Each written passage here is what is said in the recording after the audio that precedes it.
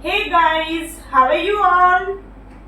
Let us begin our today's session. First of all, I welcome you all in my YouTube channel Learn with Lina Brand. Let us begin our today's session with one positive thought.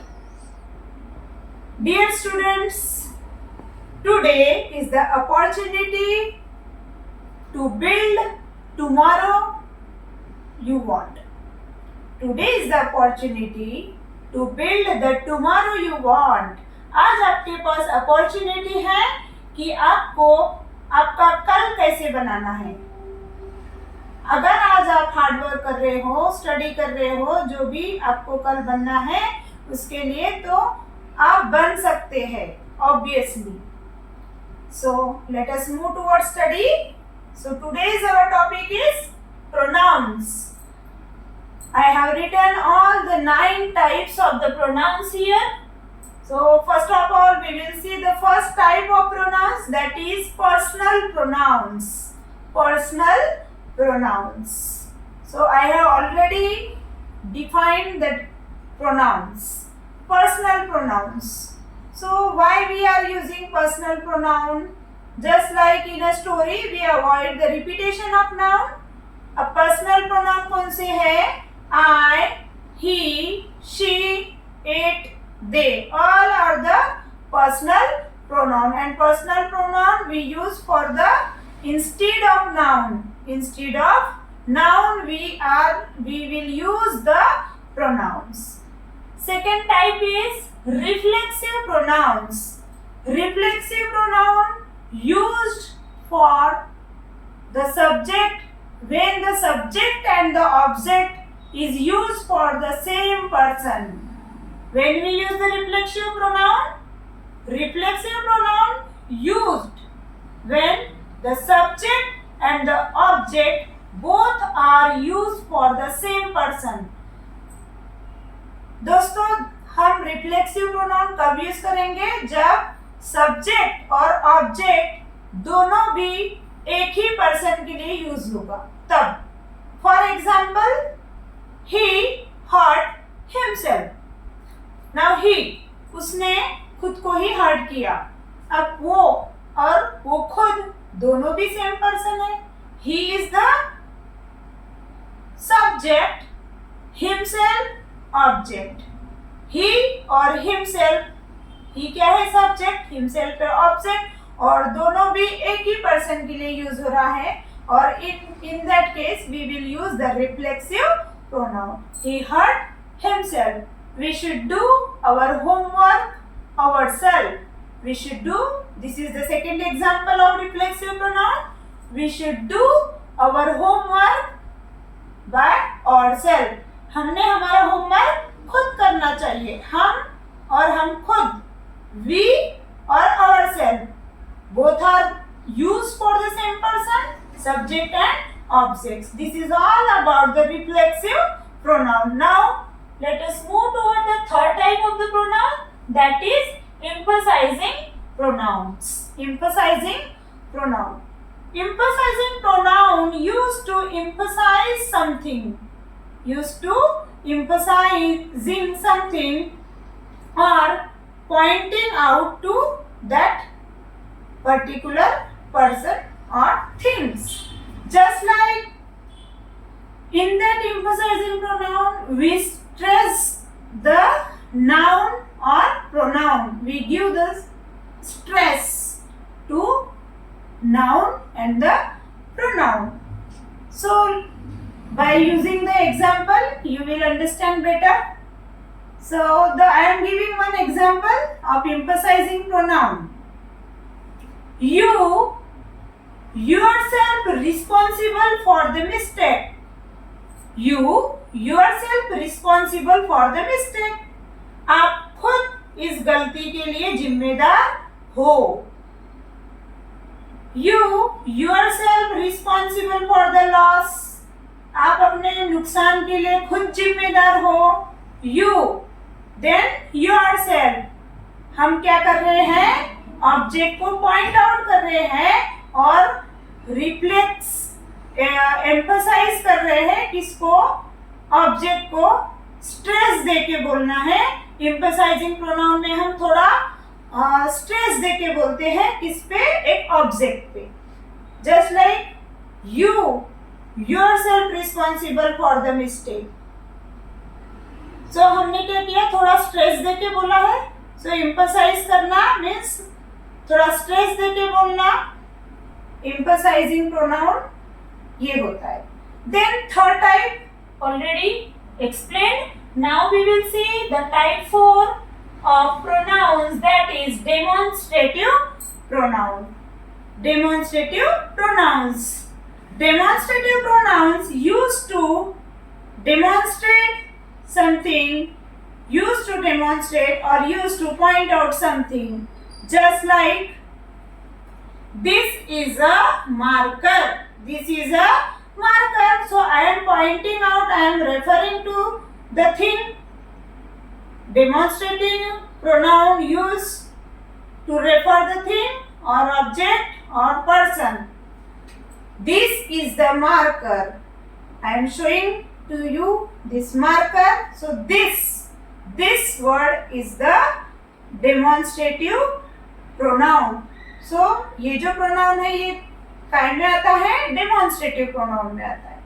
These are the markers. If I have so many markers, so what I will say, these are the markers. मेरे पास एक marker है और मेरे पास है, it is near to me. That's why I am saying this is the marker. If I have 2-3 markers, then what I will say, these are the markers. Understood? That is the dog. That is the dog. Dog जो है वो मेरे दूर बैठा है, तो मैं उसको पॉइंट आउट करना है, मुझे बताना है. सो व्हाट आई विल से, दैट इज द डॉग. अगर बहुत सारे डॉग्स बैठे हैं, बहुत सारे कुत्ते बैठे हैं, तो मैं क्या बोलूंगी, दोज आर द डॉग्स. अगर एक सिंगल डॉग बैठा है, तो कुत्ता बैठा है, तो that is the dog. So मुझे पॉइंट आउट करना है. So I will say, so these, that, those, all are the types of demonstrative pronouns. Now next, interrogative pronouns. Interrogative pronouns used to ask questions. Interrogative pronoun use होता है question पूछने के लिए, और वो words कौन से हैं, what, why, whom, who, when, all are the interrogative pronouns. For example, what is your name? When did you come? Why are you coming late? When you will go to market? So when आ गया, what आ गया, who आ गया, ये सब काय में आएगा, interrogative pronoun में. Next, possessive pronoun. Possessive pronoun used to show possession on something or some object. Just like it is mine. It is, this marker belongs to me. It's mine. So possessive pronoun used to show possessions, that is ownership. Ownership of something means ये marker किसका है, मेरा है. Ownership means किसका है, ownership show करना. This flat is belong to whom? ये flat किसका है, हम बोलते हैं this flat is rented. Okay, my flat is rented means मैंने रेंट से लिया है, किसी ओनर का रहेगा, तो वो ओनर का नाम मैं आपको बताऊंगी. सो वो क्या शो कर रहा है, ओनरशिप शो कर रहा है. So this house belongs to me, it's mine. It's mine, ये किसका है, मेरा है. That vehicles belongs to you. That vehicle belongs to you. It's yours. It's yours. Means ये जो vehicle है, ये जो साइड में गाड़ी खड़ी है, ये किसकी है, ये आपकी है. Means ये क्या शो कर रहा है, ownership of that vehicle. वो vehicle का मालिक कौन है, ये शो कर रहा है. इस हाउस का मालिक कौन है, ये मैं बता रही हूँ कि it's mine means ये मेरा है. The marker is belong to me, it's mine, ये मार्कर का ओनर कौन है, मैं हूँ.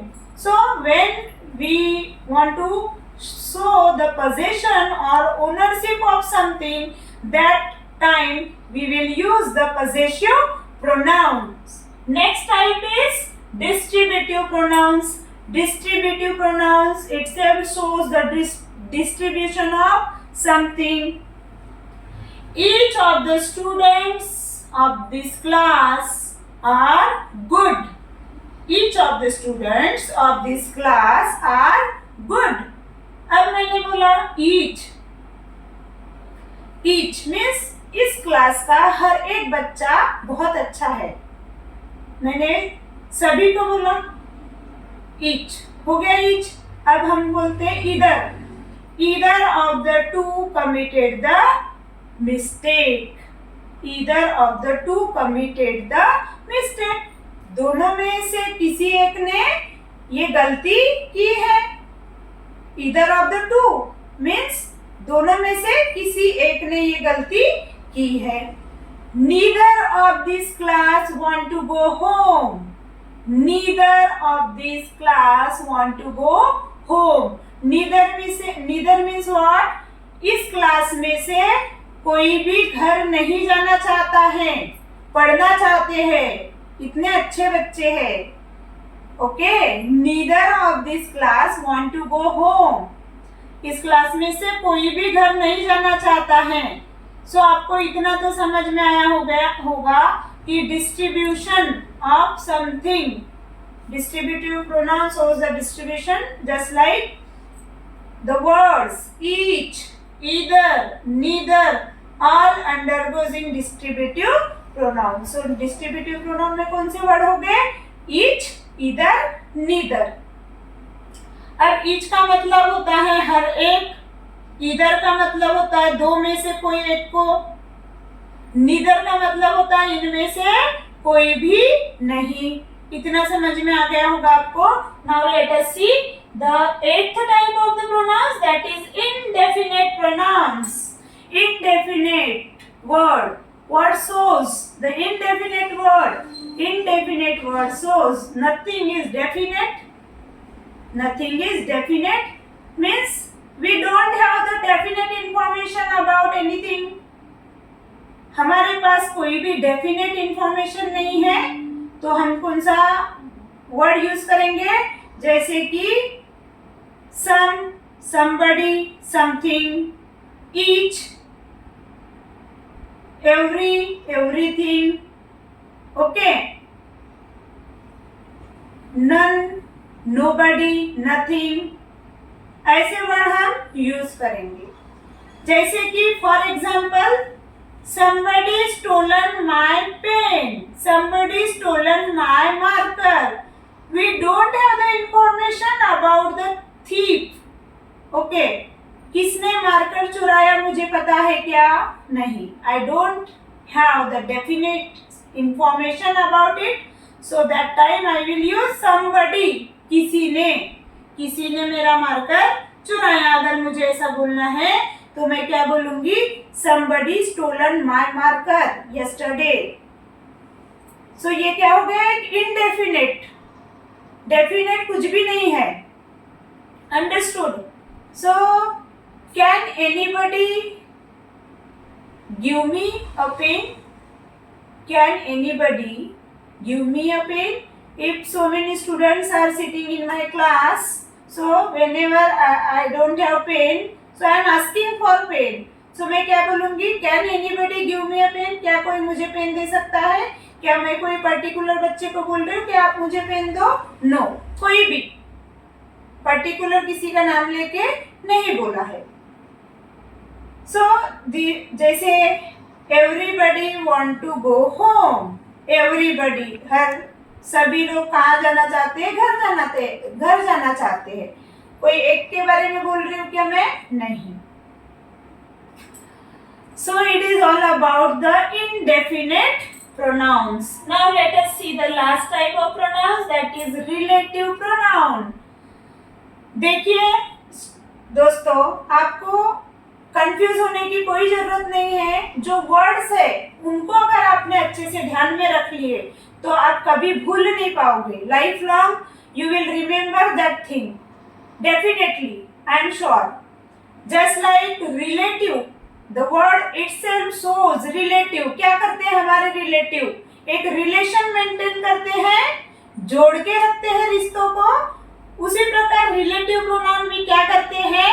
They connect the two sentences, they connect the two sentences. And relative, if I say the definition of relative pronoun, the relative pronouns used to connect the sentence and it is used for earlier। जैसे कोई object पहले use हो गया है subject sentence में, सो उसको connect करने के लिए, दूसरे सेंटेंस से उसको कनेक्ट करने के लिए क्या होगा? रिलेटिव प्रोनाउंस का यूज होगा। जैसे कि example, I am giving the example of relative pronoun. This is the car that I saw in the market. ये वही कार है जो मैंने मार्केट में देखी थी।